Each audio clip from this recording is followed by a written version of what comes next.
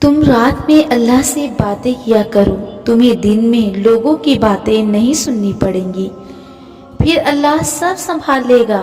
یہ احساسی بہت سکون کا باعث ہے کہ کوئی جانے یا نہ جانے، اللہ تو جانتا ہے نا میرے دل کا حال۔ کیا پریشانی آنے سے پہلے تم خوش نہیں تھے؟ وہ خوشی تمہیں کس نے دی تھی؟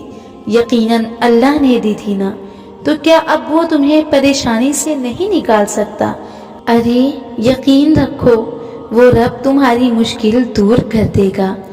اللہ نے جب دعا مانگنے کا طریقہ سکھایا ہے، پھر دعا مانگنے کی توفیق دے رہا ہے، اور پھر قرآن میں کن فیکن کا ذکر کر کے امید دلائی ہے کہ میرے بندے مایوس نہ ہو، میں ہوں نا تیرے ساتھ، تو پریشان کیوں ہوتے ہو؟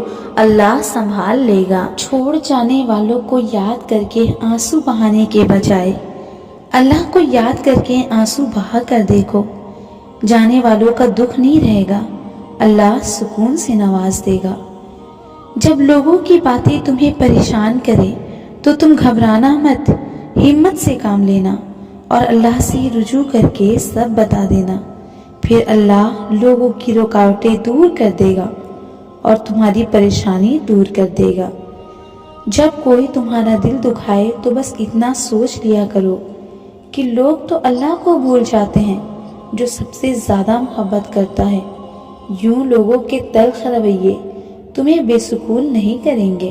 دل پر بوجھ اور بے چینی سی محسوس ہو تو تنہائی میں اللہ سے باتیں شروع کر دو، اپنا سارا اللہ کو بتا دو۔ یقین کرو اللہ اتنی توجہ سے تمہیں سنتا ہے کہ تمہاری بات ختم ہونے سے پہلے ہی سکون سے نواز دے گا۔ خیال آتا ہے نا کہ یار کب سے دعائیں کر رہے ہیں، تہجد تک پڑھ رہے ہیں، لیکن دعا قبول نہیں ہو رہی۔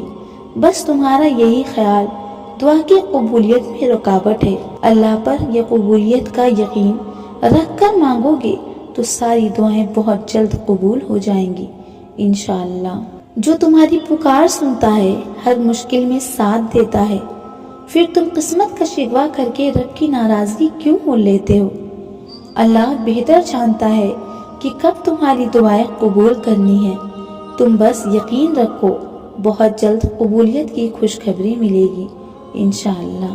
جب کبھی ہمت ہارنے لگو تو بس دل کو اتنا سمجھانا کہ جو ہو رہا ہے اس میں اللہ کی رضا ہے، اور جو ہوگا اس میں بھی اللہ کی رضا ہوگی۔ یوں ہمیشہ سکون میں رہو گے۔ جیسے اللہ کو دعا میں یاد رکھتے ہو، ایسے ہی اگر گناہ کرتے وقت یاد رکھو اور خود کو گناہ سے بچا لو تو تمہاری دعائیں بہت جلد قبول ہو جائیں گی۔ قسمت تو اللہ نے لکھی ہے، پھر غلط تو ہو ہی نہیں سکتی نا۔ ہمیں تو رب پر یقین رکھنا ہے، قسمت کو کبھی برا نہیں کہنا۔ دیکھنا تمہارا یہ یقین بہت جلد خوشخبری لائے گا۔ اللہ تمہاری ہر دعا قبول کرے گا۔ رب کے آگے جھکنے سے، اپنی غلطیاں تسلیم کر لینے سے، اللہ کے آگے ہار جانے سے، خود کو اللہ کے سپرد کرنے سے وہ رب آپ کا بن جاتا ہے۔ پھر ساری الجھنیں سلجھ جاتی ہیں، محبتیں دے دی جاتی ہیں، دعائیں سن لی جاتی ہیں۔